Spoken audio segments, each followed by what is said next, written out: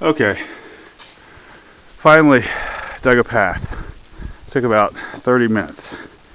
Heavy snow, major block of ice here. I don't know if you can quite tell just how high it is, but this is my navel. It's up to my navel. Okay.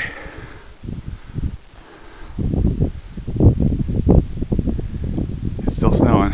Not quite, really I would call it flurries at this point. I haven't even heard the weather forecast.